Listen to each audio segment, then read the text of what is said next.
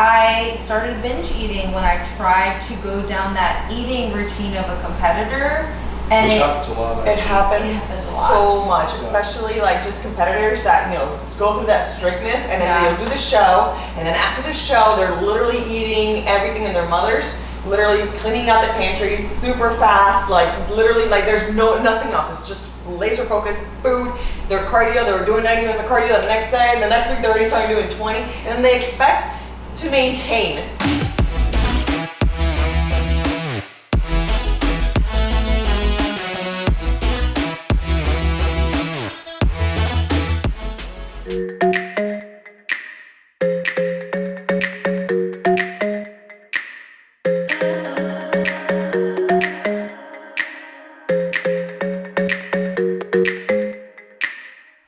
What can I get you started with? For me? Oh, I'm good. Yes, ma'am. Just the water's fine. Would you like any food? No, I'm good. I got my food. Are you sure? I got my lunchbox. Hello guys, and welcome to the vlog. Today we have a cool, awesome, exciting, we got Jennifer, we got Christina, we got Reed, and we got on the other side, we got Andy. We gotta go quick because we're running out of batteries and I really want to show you guys this. So today we're here at the diner, and yes, I come be social, and I bring my food everywhere I go. So I got food, and everybody else, you know, eats with me. Whatever they want. So a lot of people, whenever they're competing, they're always like, oh, Steph, you know, I can't be social, you know, prep sucks, blah, blah, blah. You know, guys, you guys can, you know, still enjoy the time out with friends and family and, you know, still stay on track. I mean, you can bring your scale, weigh out your food, or you can just bring it because it's a lot easier and you don't have to, like, satisfy anything. But anyway, let's go eat. No, take it out. So keep going. I'm actually going to eat 2 meals because I'm a little behind. So we have fish. Oh, it smells okay. And more fish with asparagus. Asparagus smells terrible, but I'm really hungry. Let me ask you a question. Does it bug you when people kind of get other things around you? Absolutely not. Why? Because I'm here to win. There you go. One more question. That mentality, bruh. Does it sometimes make you feel bad that you're eating something different than other people? Nope. Nope. Do you feel like you're not having as much fun as other people when they eat? No, absolutely not. What food doesn't equal fun? What, like, how does that, like, equate? So a lot of people think that's like, oh, you know, I'm not having fun. I mean, you know, I can see it if you drink. I mean, I already don't drink even in my off season, but it's like, even then, like, it's not that food does not equal fun. Food doesn't really bring the enjoyment. It's the people that are around you, and the family and the friends and the experience. So that's what really matters. That's so sweet. So it's like if I put it on, I usually ask them for a plate, and I just put it there, and it's like they cooked it for me. Do you ever, and then the last question for your audience, do you ever crave food? Oh, you're drinking Coke? That has a lot of calories in it though. Diet Coke. There you go. Let me ask you one last question. Do you ever crave food that they're eating? And do you feel like it harms you in prep? It doesn't. I mean, honestly, if I see like a French fry or something, like, you know, you get like that taste in your mouth. You're like, that crunchiness. But I'm like, you know, I put these asparagus in the air fryer, just as crunchy. So now let me show you what they're gonna eat. What did you order? I ordered the fish and chips. So fish and chips for Reed. What'd you get? Reed. Andy? Oh, me? Chicken, tilapia. Show me. It's tilapia. It's tilapia. Yeah, I don't have a lot of battery. Hurry up. It is Gravy sausage, gravy, and biscuits, and house fries, and eggs. And then what did you get? I got the chicken salad with tomato on a croissant with some vegetables. I could actually try that. Zucchini. Yes, try some zucchini and some squash. Is that butter in it? I'm sure, Okay, but never mind. I can have. And then Jennifer, what did you get? I got the chicken and the waffles. The chicken. Oh. Let me, this is the microphone. And then for me, obviously, I got my tilapia shred. Yeah, and if So, you want, just take a bite. yum. So while we were at dinner, I obviously had my delicious tilapia, as you guys saw, and everyone else ate it. You know, a lot of people, you know, think, oh, I'm prep and I can't do anything, but that's besides the point. That's another topic for another day. But anyway, so while we were eating, we had a really interesting conversation with Andy, HolyFitGym, bling, and Christina, HolyFitWomen, bling. And honestly, like, it kind of opened up my eyes because the thing is, guys, I've been competing for a long time, and Andy has competed in the past as well, but he's competed at the amateur level and he's kind of stopped and gone, and he's going to tell his little story in a minute. And then Christina, she just lives recreationally, and they were a little bit surprised, especially living with me for a week and a half, of this lifestyle that I live. So I'm going to go ahead and let them take over so they can explain more of the life that I live, I guess.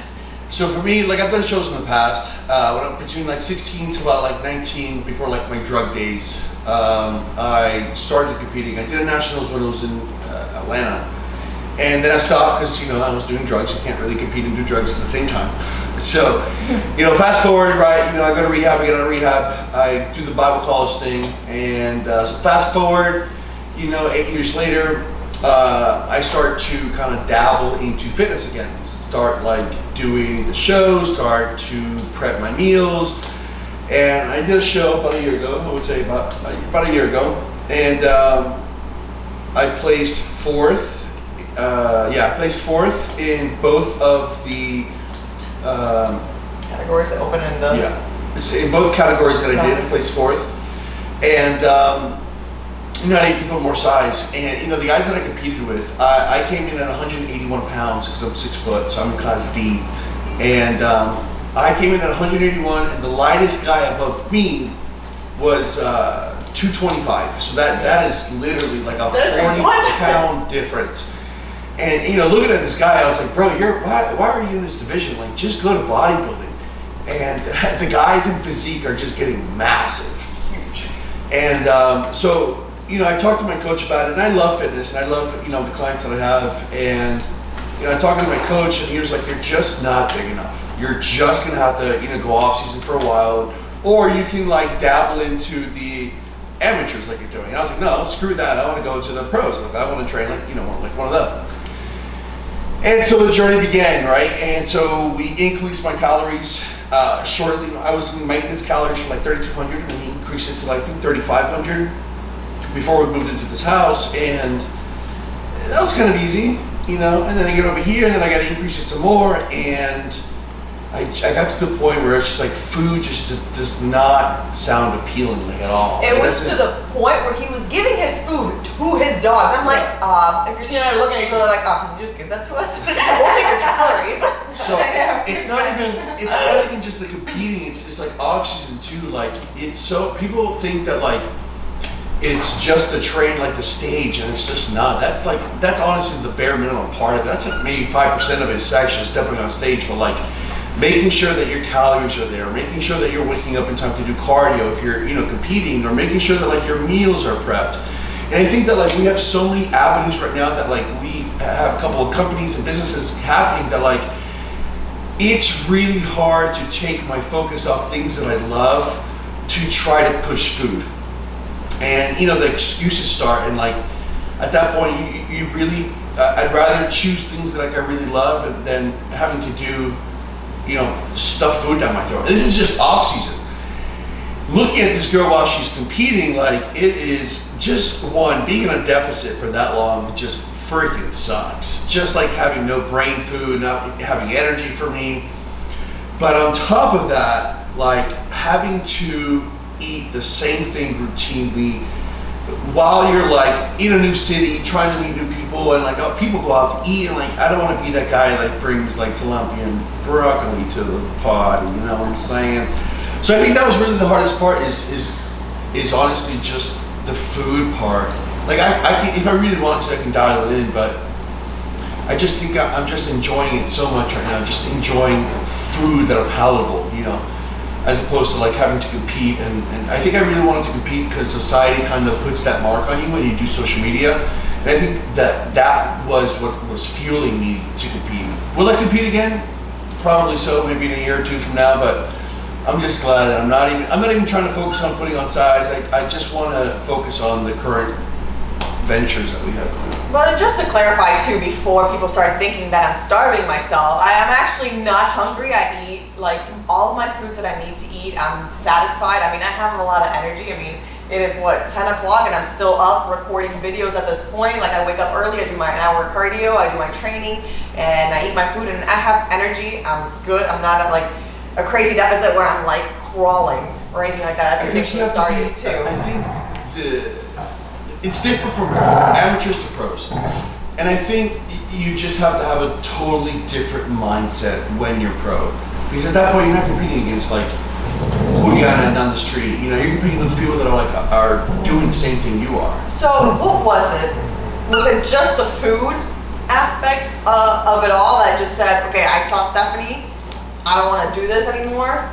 Or like, I think it was everything. And like explain more about what everything is. I think for me the food part was a big part of it. The training I'm okay with. I'm okay with training hard. I don't mind doing that. On top of all that, I think for me it's honestly the protocol as well. As a guy, to grow that to that level, it's just an extreme amount of protocol that you have to take. And having one kidney, like there's only so much of a push that I can do. So like, as the healthy side of the bodybuilding men's world, it's not really the healthiest thing in the world. And I think to push that much protocol so that I can get to those pro levels would be hard for me. So would you say that me living here kind of like, I guess, open your mind to see, okay, I am actually going to have to put in a lot of work and I'm going to have to sacrifice things like the work that I want to do. 1000%. And, you know, like, Yes. I mean, he's trying to grow his social media and things like that in his business. I mean, I do the same thing and I'm able to like balance it out. So I guess with that being said, like, I don't. like I feel like there's something else in there that you're not telling me because it's just not the, you know, what is the excuse of you saying this is not for me? Like I just kind of want to know like what was it that really like what just was don't the love point? it.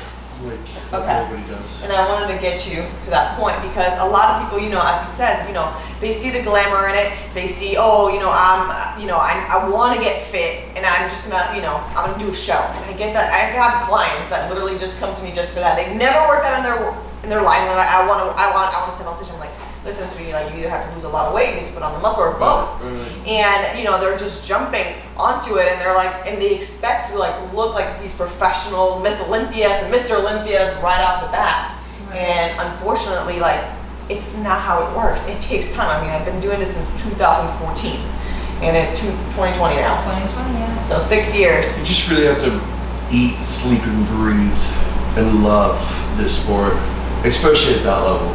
Especially at the pro level, because I can do amateur shows a day, but at the end of the day, it's an amateur show. And I think this is just another mindset difference. Like it's a career for you, you know, and I just don't love it enough for it to become my career yet. Uh-oh, 2021, here I come. I think that's where I would put it. You know, I see a lot of these guys. And I just, you know, the more, I think it was a society thing for me. Like society kind of deems, because I do fitness and I've been doing it for so long, that like, oh, he has to compete. And it's not that. I just like to look good and feel good. And yeah, and that's as far as my love goes. But once my passion starts to become, like once my outlet starts to become a career, I think I start to hate it that much more. And like I seep deeper into depression. And so I think that there's a fine line for me, I don't know about everybody else, but for me, I can't turn something that I'm passionate about and it's a hobby for me as a career, because then I start losing interest in that. Yeah. I think that's the best way to put it for me. That makes sense. I mean, at least for me, the reason why I keep on going, even through failures, as some people might call it. I mean, I've done, 11 shows last year and I didn't win any of them.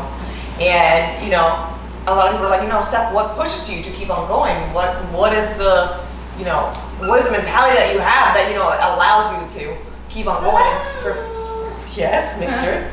And I think for me, it's the fact that I know that I haven't reached my full potential yet. And I know that there's so much more. Like I look at other girls and girls I'm competing against. Yeah, obviously I step on stage and, you know, after I'm off stage, sometimes I'm like, man, I could have definitely done way better. But then like after I actually sit down and analyze everything, and I'm like, there's something that's missing on me. I am not perfect yet. So I also wanted to get the perspective of Christina and what it has been like to live with me for the last week and a half as just a recreational lifter. I thought you'd never ask. I'm just kidding. But I was like, when is it my turn? I think that there was a lot of eye openers for me on so many different levels. First of all, I'm super impressed by you. I'm super impressed with the fact that you're able to balance the demands of social media on YouTube, which you're learning on YouTube, on TikTok, on Instagram, and just balancing all of that, plus the mentorship program, which you guys are doing together, plus like just your clients. Like you're very impressive with just how balanced and organized you are in that, and how driven and focused. Like I see her, she wakes up before both of us, I think, at least before me, but and then she goes to bed later most of the time than both of us, and it's just like work. I see her in the office, and then first thing in the morning she's out the door for a 30-minute run trying to beat her time from the day before. And it's like, I mean, that is impressive all in itself. That's just one thing. The training, the level of training is impressive. I have been so tired the last week and a half because I've been going to the gym for 3-4 hours with you, and I'm like, oh my god, when is she gonna be done? Oh my god, can I go to Home Goods? Like So she had brought up an interesting point too while we were talking, and it was, that she thought that the pro level and the amateur level would be different, and it seemed like you thought the pro level was going to be a lot easier than someone that was an amateur. I thought it was gonna be not necessarily easier per se, although like since you've already built your body up so much already, I thought it was kind of like you're maintaining it, and it was gonna be easier to maintain, which on some level maybe it is easy to maintain, but let me tell you, I don't see this girl doing any cheat meals. I'm doing like a cheat meal here and there. And I yell at her, I'm like, no. What? We went to McDonald's, she told me I could get a small water. But like that's so impressive, like the level of dedication, not just to the workouts, which freaking she's training hard, like really pushing hard, and I don't really see any mental fatigue. Like there's been just a few moments of mental fatigue and you get right over that hurdle. She might be in a deficit, I'm not sure with the calories, but she's eating volume of tilapia and broccoli and asparagus and like just the egg whites, I mean just spinach. Like you're eating foods that are not necessarily desirable. Is that what it is for you, Andy? Desirable? Yeah, it tastes good, guys. I think it's amazing that like she's able to avoid cravings, that I would be overwhelmed. I would binge eat. Like I tried that competitive route one time, I lost a lot of weight, and I did look the best ever, and I appreciate that time because I look better now because of it, because I was a bigger girl. I was size 10 once, by the way. But I started binge eating when I tried to go down that eating routine of a competitor. And Which happens a lot. It happens a lot. so much, especially like just competitors that go through that strictness, and then they'll do the show, and then after the show they're literally eating everything in their mother's, literally cleaning out the pantries super fast, like literally like there's nothing else. It's just laser focused food. Their cardio, they were doing 90 minutes of cardio the next day, and the next week they're already starting doing 20, and then they expect to maintain, and they get upset and they're like, oh, my metabolism is broken, or I gained all this weight because of competing and now I'm all ruined, I never had to do this before. But the thing is, like, your body's not used to it. You have to take care of it, and you slowly have to bring it back up. And then for me, I think the biggest thing when it comes to like cravings, first of all, like the hardest thing for me first when I ever got started with competing was food, because I would eat so many little things. I could eat whatever I wanted, and I was skinny, and I could eat anything I wanted, and that was definitely a transition. I think what was a turning point for me was after junior nationals when I was in 2014. I got last place, and I said, Stephanie, if you want to win, you have to give it 100%, and I did. And then 6 months later, I went to nationals and got my pro card. Wow. So I literally like had that mind shift, and after that, like I was like, never again. Like I'm gonna be 100%, because if I want something, like I am going to get it. And I think honestly, like I am so glad that I lost that one show, because it really opened my eyes to the possibilities of what someone can do. And obviously, like I've had my ups and downs throughout these last, couple of years, especially as a pro, but once again, I just know that if I miss a meal or I decide to eat something else, that meal or that food or that it could have been the reason why I did not win. Yes. So, knowing that just pushes me to want to do so much more and to keep on pushing forward. Wow, I'm kind of glad you mentioned that, because a couple other things that I noticed was when you thought your watch didn't turn on, and then you were like, okay, well, I'm gonna have to redo this whole workout that same day after it's been like 3 hours, and you would have redone it. But thank God your watch was on, because I was like, I cannot be here for 6 hours. But, but like that, and then also the cheat meal. Like you're like, okay, if I do like 20 extra minutes of cardio, PJ might give me, very slight might give me a cheat meal tomorrow. And she knew he wasn't gonna give her a cheat meal. Like, It's a little bit of motivation. but so. I think that psychologically, that's so cool that you do that to yourself, just to kind of keep pushing yourself. There's a lot of mental things that I put myself, like I structure a lot of things based on that. So for example, like cravings, I know I'm gonna have my cravings in the mornings and at nights, and sometimes in the middle of the day. So I'll space out like my BCAAs, which are sweet during those times, just because I'm like, okay, cool, I can have something sweet. Same with like sugar-free jellos. I'll eat some of those, and I'm like, okay, well, I'm only gonna have it at 5 o'clock. I have to make it till 5 o'clock to have my jello. Oh. And then same thing, everything's like timed wise. And then I'll have my check-ins like every third day. Wow. So I'm like, well, if I cheat, PJ's gonna notice. And he's not gonna give me my cheat meal, Wow. which I don't get. If you guys wanna see more of our content, make sure you guys hit that subscribe button, or that like button. Oh, yeah. That like button Yeah, the and the subscribe button. Well, And make sure you guys follow Andy and Christina on their channels because they have amazing content. and we have a podcast coming up also. Stay tuned. See, we don't end. It's always something after the other. YouTube, Instagram, prep, podcast. I mean, how many avenues we got going on? It's like It a doesn't good end. It doesn't end. It doesn't end. We're But busy. We're Until very, very next time, busy. guys. Okay, bye. Watch you flip.